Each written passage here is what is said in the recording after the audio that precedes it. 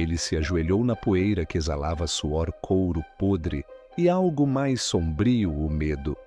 As tochas queimavam ao seu redor suas chamas, projetando sombras tremeluzentes, como demônios dançando sobre a areia. Ao seu lado, um caldeirão de bronze sibilava sobre as brasas. Não continha guisado, nem vinho, continha ouro, não moedas, nem tesouro, mas ouro derretido fervente, vivo e faminto, o mesmo que fez Marcus Licínius Crasso, o homem mais rico de Roma. Agora ele fervia não para honrá-lo, mas para punir seu silêncio. Seu brilho não era quente, era julgamento, e seu propósito não era riqueza, mas vingança. Crasso não implorou. Ele subornou senadores, comprou templos, possuía blocos de cidades, taxou vítimas de pragas e vendeu falsas esperanças à tonelada. Sua riqueza não era um tesouro, era uma arma, e essa arma havia atingido em cheio por décadas. Mas agora, neste momento, ela falhou. Fora de Carrhae, sob estrelas estrangeiras, ele estava sem moeda, sem exército, sem legado, apenas uma mandíbula trêmula forçada a se abrir pelo ferro partiano e o pesado suspiro de sua última lição. Surena, comandante dos partos, estava acima dele, vestido em seda, não em armadura, como um ator de palco, proferindo sua última e cruel linha magnífica. Do caldeirão borbulhante, uma concha dourada surgiu. O metal derretido se agarrava à borda, grosso brilhante, tão intenso e impiedoso quanto o sol do deserto. "Você veio pelo nosso ouro", disse. Surena, sua voz calma como o inverno. "Que venha até você." A concha se inclinou. O ouro se derramou, e Crasso abriu a boca. Ele engoliu antes que qualquer som pudesse se formar. O ouro derretido selou sua língua, pulmões e gritos. Não queimava como fogo, julgava como o destino. Passou por ele não como punição, mas como profecia. Uma verdade feita líquida. Um monumento forjado não em mármore, mas em pura ironia. Como alguém chega a isso? Como um romano nascido da lei, treinado em retórica, criado na ambição, termina bebendo a própria coisa que venerava? A resposta não é uma decisão. São centenas, sussurros, momentos, uma fome que sobrevive ao banquete. Uma voz que diz mais. O caminho sempre começa mais cedo. Então voltamos antes do fogo, antes do ouro, antes da morte. A Roma, a tempestade. Marcus Licínius Crasso não nasceu em um palácio. Ele nasceu na crise nos últimos dias da República. Alianças rachavam como pergaminho. A guerra civil explodia a partir das palavras, e um sussurro poderia acender um massacre. Sua família era nobre, mas nobreza não significava nada se sua garganta encontrasse a lâmina de Sula. Crasso aprendeu a esperar que os gritos terminassem, então comprava o que sobrava. Casas apreendidas nas purgas, ele as comprava por cobre, vendia-as por prata. Templos profanados por turbas, ele os restaurava e depois cobrava aluguel dos sacerdotes. Aos 30 anos ele já era rico. Aos 40, inevitável. Chamavam-no de o banqueiro dos ossos, mas não na sua presença. Quando metade de Roma queimou, Crasso não rezou. Ele chegou com brigadas particulares de bombeiros. Ele oferecia salvar sua casa se você a vendesse para ele primeiro. Recusar as chamas convenciam. A fortuna favorece os ousados, dizia ele, mas na verdade a fortuna favorecia os implacáveis. O ouro de Crasso tocava tudo, escolas de gladiadores, estradas, senadores. Até César lhe devia favores sangrentos e pesados de juros. Quando César estava quebrado e Pompeu ansiava por prestígio, Crasso alimentava os dois. Assim nasceu o primeiro triunvirato, 3 homens, um mestre de marionetes. Ele não empunhava uma espada, ele puxava cordas com uma bolsa. Mas o ouro não era suficiente. Não para legado, não para imortalidade esculpida em pedra. Roma lembrava os conquistadores, não os financistas. Crasso não queria ser rico, ele queria ser eterno. Então ele voltou seu olhar para o leste, para a Pártia, a terra de seda, arqueiros e sombras. Pártia misteriosa, inexplorada, dourada, o espelho oriental de Roma. Os aliados de Crasso o advertiram. César hesitou. Pompeu riu, o Senado sussurrava presságios. Mas Crasso era surdo aos fantasmas. Ele não queria conselhos, ele queria estátuas, não compradas com moeda, mas conquistadas com a guerra. Ele viu Marte no espelho. O que ele obteve foi Carrhae. Carrhae, uma planície disfarçada de sepultura. Os partos se escondiam como fantasmas além das dunas. Crasso marchou sob o sol com a armadura, confiando em um guia que vendia mentiras por água. Ao meio-dia, as flechas começaram a cair, não se chocando, não avançando, apenas circulando, desaparecendo, picando, como vespas, como maldições, como uma língua estrangeira da morte. As formações romanas se quebraram como barro seco. Seu filho Públio, corajoso e ardente, foi atraído para a poeira, cercado, massacrado. Sua cabeça foi devolvida em uma lança, seus olhos ainda abertos. Crasso se quebrou.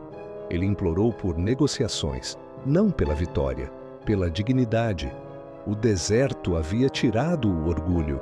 Os partos levaram tudo o mais. E agora ouro, a coisa que ele perseguiu, a coisa que contou, a coisa que amou mais do que Roma, virou a ferramenta do seu silêncio. Mas aquela tenda não foi o fim, não verdadeiramente. Para entender sua morte, precisamos entender sua vida. Voltemos à ambição, à arrogância, às ilusões romanas. Crasso não construiu Roma, ele a comprou, peça por peça, tijolo por viúva de tijolo. Na guerra civil, as propriedades trocavam de mãos como dados. Patrícios executados. Crasso aparecia no dia seguinte assinando contratos antes que o sangue secasse. Cada escândalo esvaziava uma casa. Cada tragédia plantava um futuro banquete. Roma sangrava. Crasso investia. Mas ele não era apenas um abutre, era um construtor da dependência. Roma queimava, frequentemente. E Crasso chegava com brigadas de bombeiros. Eles ficavam observando, esperando. Então, ofereciam salvação por um preço. Venda-nos a casa. E sempre Roma encolhia enquanto seu império crescia. Ele não queria admiração, só obediência. Seu ouro financiava estradas, mas outros marchavam sobre elas. Ele pagava filósofos, mas eles elogiavam inimigos. Ele apagava dívidas de mercados inteiros só para provar que podia. Mas os aplausos nunca vinham. Isso pertencia a Pompeu com louros e aplausos. E a César, que vestia o destino como uma armadura, Crasso contava o silêncio. Poderoso sim. Temido certamente. Amado nunca. E isso para um homem como Crasso era uma ferida que o ouro não poderia curar. Então ele criou uma cura-controle. Ele propôs o primeiro triunvirato. Crasso financiaria, Pompeu lutaria, César encantaria. Juntos passariam pelo Senado, eles curvariam Roma. Funcionou demais. César acendeu como um incêndio. Primeiro cônsul, depois herói de guerra. Suas vitórias na Gália pintaram mapas de vermelho e cofres de ouro. Suas palavras transformaram o massacre em poesia. O povo o adorava. O Senado tremia. E Crasso, observando de Roma, sentiu o peso do próprio silêncio apertar. Pompeu também brilhava. Seus navios dominavam os mares. Seu casamento com a filha de César selava a aliança. Estátuas em sua honra forravam as ruas romanas beijadas pela luz da manhã. Crasso escrevia cheques, pagava dívidas, contava sombras, mas a ambição é uma besta que se devora quando não alimentada, e Crasso estava morrendo de fome por glória. Ele precisava de mais do que riqueza, precisava de conquista. Na Pártia, Crasso viu sua cura uma terra que nenhum romano conquistou, onde lendas sussurravam e ouro brilhava. Não era por Roma, não era pelo triunvirato, era por ele, pelo legado, pelas estátuas construídas com mais do que registros. Ele ignorou todos os avisos. O Senado recusou o apoio. Cícero zombou dele. Até César, o jogador de Roma, pediu cautela. Mas Crasso tinha 6 legiões, fundos infinitos e uma fome afiada como aço. Ele não procurava uma guerra, ele procurava um monumento. E assim, sob o sol abrasador, ele marchou para o leste. A marcha foi amaldiçoada desde o primeiro passo. Seu guia Ariamnes os conduziu por terras desertas, sem água, sem abrigo, sem misericórdia. No começo, Crasso chamou isso de estratégia. Depois, a sede falou mais alto do que a confiança. E então o deserto parou de perdoar. Roma desvanecia para trás. Carrhae esperava à frente, e o destino afiava seus dentes. Carrhae não foi um campo de batalha, foi uma armadilha. Os partos surgiram sem um som cavalaria com armaduras de escamas brilhantes, arqueiros que desapareceram como fantasmas. Eles não encontraram Roma de frente. Eles circularam, riram, dançaram. Flechas caíram como chuva invisíveis até atingirem. As formações romanas se quebraram. A ilusão de controle de Crasso se estilhaçou. Ele ordenou que Públio fizesse uma investida. Corajoso, leal, jovem. Públio cavalgou com fogo no peito e poeira nos pulmões. Ele desapareceu na tempestade. O silêncio seguiu. Nenhum escoteiro retornou, nenhuma mensagem. E então, uma lança, cortando o vento, carregando a cabeça de seu filho, ainda quente, ainda aberta, ainda chorando. Crasso ficou olhando para ela por horas, sem palavras, sem fôlego, apenas o tremor de uma negação profunda demais para o luto. Ao seu redor, o exército observava seu general se transformar em pedra. O homem que comprou Roma agora estava falido. Sua moeda, orgulho quebrado. Sua dívida, impagável. Seu comando, desfazendo-se a cada hora. O exército apodrecera de dentro para fora. A moral se quebrou. Suprimentos desapareceram. O supersticioso se espalhou.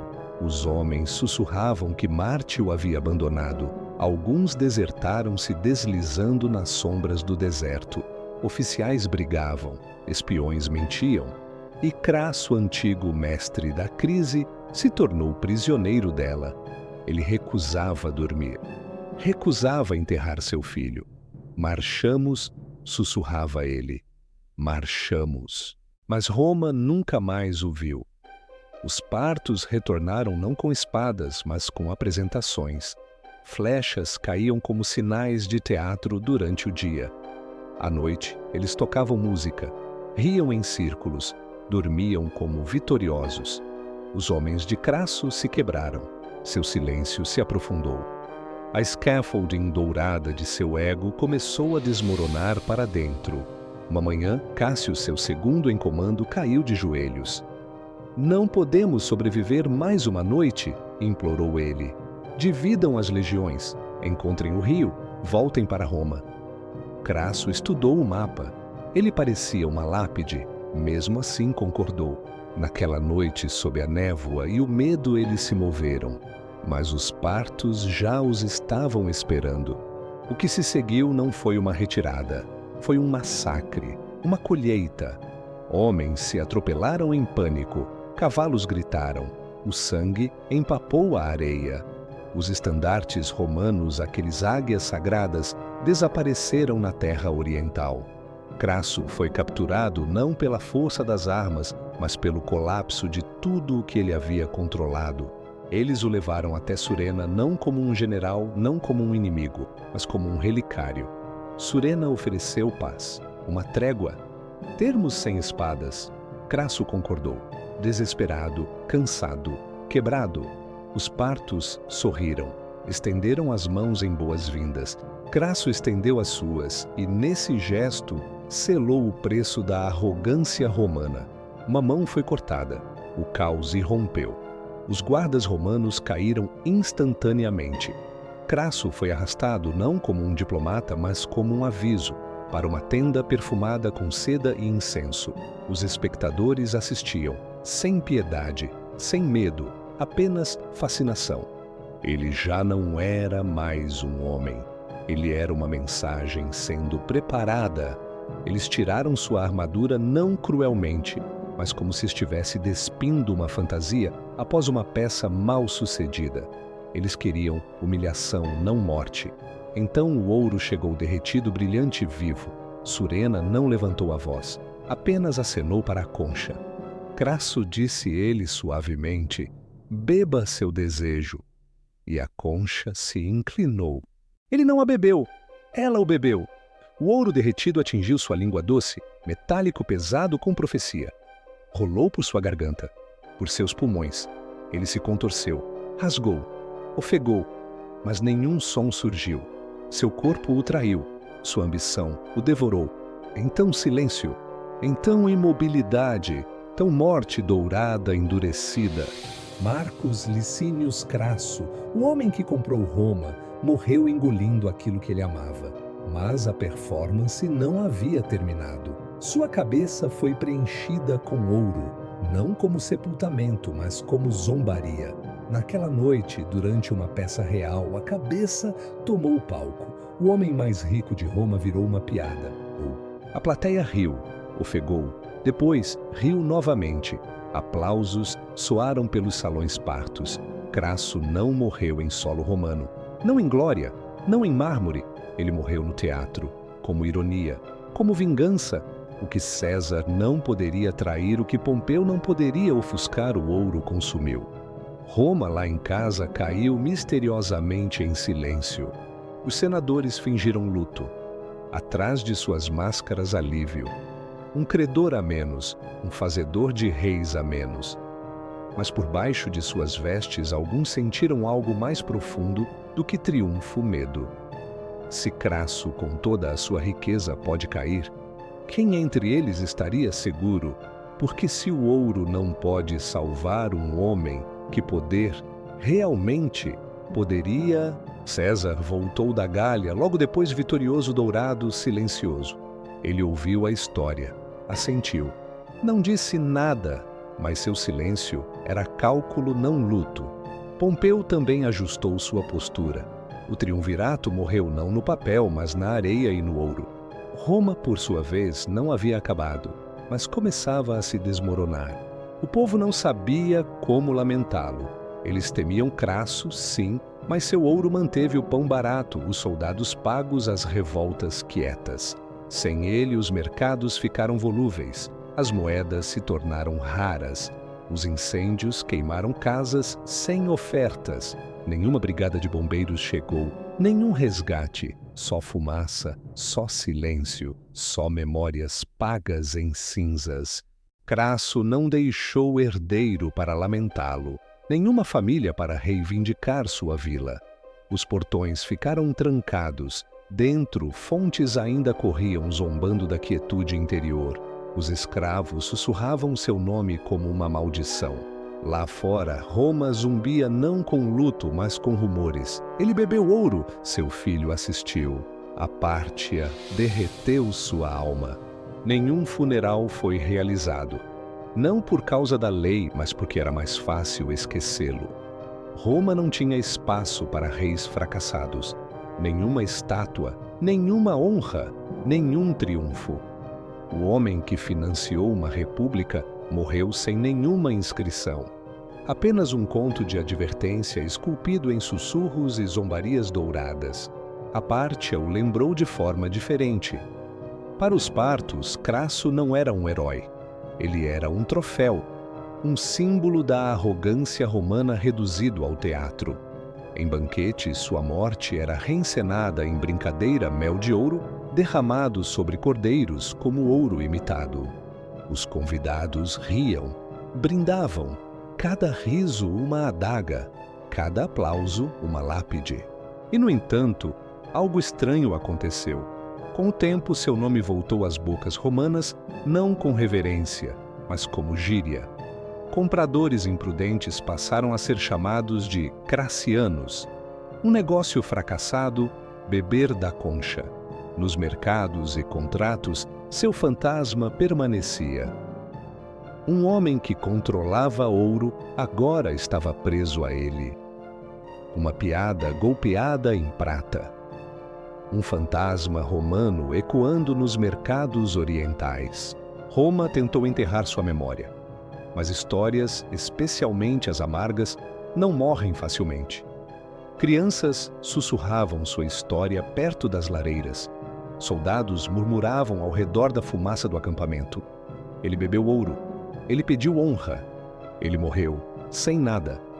Cada versão se distorceu, mas uma coisa nunca mudou: o silêncio no final. O silêncio é a acusação mais afiada, a riqueza de Crasso, que antes falava mais alto que generais, mais alto que deuses, mas no final ela não podia aplaudir, não podia lamentar, não podia salvar. Esse silêncio o seguiu através da tenda, através do caldeirão, através da lenda. E Roma, com todas as suas leis e lendas, não pôde falar sobre isso. O que Pompeu temia, o que César negava, Crasso expôs: o poder não é eterno. Ele é emprestado, ele é teatral. E como todo teatro, ele acaba de repente, com cortinas, com sombras, com quietude. Sua morte quebrou a ilusão de que a riqueza era a armadura.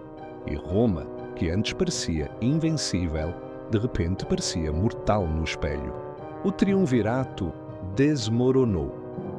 Não com guerra, mas com desequilíbrio. Pompeu lutou por mais. César pressionou mais. Sem o ouro de Crasso equilibrando as balanças, a ambição se transformou em derramamento de sangue. A república se incendiou. E por baixo de tudo, o fantasma de Carrai ainda sussurrava. Começou comigo. Não uma voz, apenas memória. Alguns mercadores acenderam velas em seu nome não por amor, mas por hábito. Eles lhe deviam fortunas, temiam suas sombras. Mesmo na morte as dívidas ainda viviam, mas a chama tremia fria. Roma não lhe devia mais nada. O livro contábil havia se fechado, o império havia mudado, o homem se tornou mito. Em versões posteriores mesmo, César, cuja ambição superava impérios, lembrou. No auge de seu poder, quando o Senado o coroou como eterno alguém, perguntou: "O que você teme?" Ele respondeu: "Carrai." Não o lugar, o destino, o silêncio, o grito que nunca veio, o sibilo do orgulho derretido, o ouro que queimava não curava. Nenhum poeta escreveu a elegia de Crasso, nenhum sacerdote orou seu nome. Mas a história inclemente e implacável preservou-o, não como um capítulo, mas como uma consequência. Sua morte não foi uma nota de rodapé, foi uma fratura, uma profecia, que o ouro não é glória, que o império não é eternidade, que o silêncio é às vezes o fim mais alto. E assim, muito tempo depois que as cinzas esfriaram, sua história permanece, contada à luz do fogo, impressa na moeda, ecoada nas políticas, temida pelos imperadores. Crasso talvez não tenha conquistado a Pártia, mas invadiu a imaginação. E lá nas mentes dos governantes e tolos, sua lição queima mais forte do que qualquer monumento jamais poderia. Crasso nunca teve a intenção de ser um conto de advertência. Ele queria estátuas, não provérbios. Mas a história tem seus próprios editores. O homem que tentou controlar Roma com moedas se tornou uma lição na perda. Um homem que perseguiu a imortalidade e encontrou a paródia. Um titã que se afogou no tesouro que contava. Com o tempo, até mesmo os imperadores estudaram sua queda. Nero temia seu destino. Trajano estudava suas táticas. Marco Aurélio ponderava sobre seu silêncio. Cada um fez a mesma pergunta à sua maneira. Como um homem com tudo morreu com nada? A resposta nunca mudou. Porque Crasso acreditava que a riqueza poderia substituir a sabedoria. Não podia. O ouro não o traiu. Ele obedeceu demais. Atendeu sua fome. Obedeceu sua ambição. Nunca questionou seu alcance. Até o fim, quando entrou nele, como um julgamento. Quando lhe lembrou com uma clareza insuportável que o poder sem propósito sempre consome a mão que o segura. Em algum lugar perto de Carrai, os pastores ainda falam da tenda amaldiçoada, do solo onde a grama nunca cresce, onde o silêncio pesa demais. Dizem que a terra lembra, que ela guarda o eco do último suspiro de Crasso, não como som, mas como peso, como se o ouro tivesse afundado no solo para sempre. E o que aconteceu com Públio, o filho? A lâmina do legado de seu pai. Ele cavalgou pelo deserto em busca da vitória e retornou apenas como um símbolo de perda. Sua cabeça ainda quente acabou com a resolução de seu pai. Não foi o ouro derretido que matou Crasso. Foi o luto. Ele apenas chegou por último. Roma tem muitos fantasmas, mas nenhum usa o silêncio como Crasso. Ele não assombra com correntes ou gemidos. Ele assombra com ausência, com as coisas que ele não disse, os gritos que ele não conseguiu emitir, o legado que ninguém ousou reivindicar. Sua riqueza desapareceu, mas o seu silêncio, esse ainda ecoa. Crianças em Roma costumavam brincar de um jogo chamado triunvirato. 3 governariam, 1 cairia. Os outros discutiriam quem durou mais, mas em cada rodada, Crasso sempre era o primeiro a cair. Mesmo na brincadeira, seu destino pairava. Ele ensinou Roma algo mesmo que Roma nunca tenha agradecido a ele. Nos cantos empoeirados das bibliotecas, os pergaminhos ainda sussurram suas ações. Não vitórias, mas estratégias, mercados comprados, incêndios negociados, exércitos financiados não comandados. Os historiadores discordavam de tudo exceto disso. Crasso nunca foi superado por rivais. Ele foi superado pela crença. A crença de que a moeda sozinha poderia proteger um homem da história. A tragédia de Crasso não é que ele morreu, é que ele morreu convencido de que não falhou. Mesmo enquanto o ouro se derramava, mesmo enquanto a respiração se apagava, alguns dizem que ele achava que era uma peça de teatro, um teste, uma piada, que Roma o resgataria. Mas Roma nunca veio, Roma nunca o olhou. E quando a concha se esvaziou, quando o silêncio substituiu o grito, quando o metal esfriou como julgamento, Crasso não parou de respirar apenas. Ele parou de importar, pois Roma já havia seguido em frente. O mesmo império que ele tentou possuir não lamentou. Ele recalculou, reequilibrou, reorganizou, porque o poder não pausa para funerais, nem o dele. Nos mercados, os padeiros ainda discutem sobre preços usando seu nome. Não seja um Crassiano, eles alertam os vendedores gananciosos. Seu nome se tornou sinônimo de excesso, de ruína, não porque ele falhou em vencer, mas porque ele esqueceu o motivo pelo qual vencer importava. Ele transformou o legado em moeda, e a moeda, como o tempo, sempre acaba.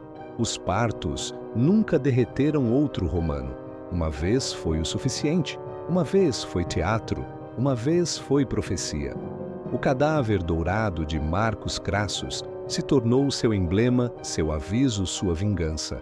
Cada moeda romana cunhada após Carrai brilhou um pouco menos, porque até a moeda hesita quando é lembrada de onde a ambição pode terminar.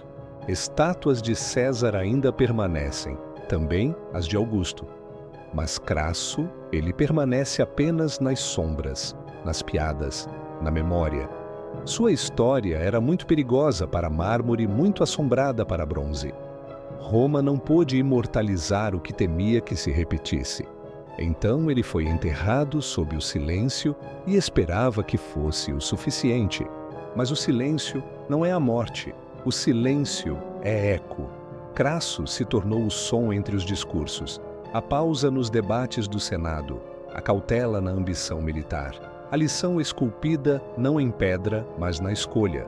Sua voz se foi, mas seu exemplo permaneceu, esperando, observando, sussurrando nos ouvidos dos poderosos.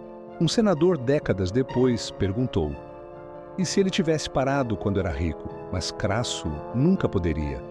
Ele confundiu riqueza com adoração. Confundiu aplausos com permanência. Confundiu a pártia com destino. Na verdade, ele nunca estava em guerra com o Oriente. Ele estava em guerra com a ausência, com a ideia aterrorizante de ser esquecido. Roma o esqueceu de qualquer forma, como esquece todas as coisas, eventualmente, mas não completamente, porque algumas histórias são contadas novamente, não para honrar, mas para avisar. Crasso se tornou uma história ao redor da fogueira, uma sombra à noite, prova de que o mundo não termina em trovões, ele termina em sussurros, e ouro, e bocas mantidas abertas. Uma moeda brilha, uma criança pergunta: quem foi Crasso? Um pai responde: o homem que tentou beber ouro. O riso segue, e no entanto, por trás do sorriso, há medo, porque em todo império, em toda era, alguém como ele sempre ressurgirá. Alguém que acredita que a riqueza significa a eternidade. Ela nunca significa. Carrhae não foi uma batalha. Foi um espelho, um reflexo da arrogância do império. Um lugar onde Roma encontrou seus limites. Onde o ouro encontrou seu custo. Onde um homem encontrou a si mesmo e descobriu que a única coisa que restava era fome olhando de volta. Nenhum Deus, nenhuma glória, apenas poeira, sede e o preço de querer demais. Então o que resta de Marcus Licinius Crassus? Não um túmulo, não um título, apenas ecos, um aviso passado, de boca em boca pela história. Que riqueza sem sabedoria é fogo sem luz. Que legado não pode ser comprado, que o silêncio é mais pesado que o ouro.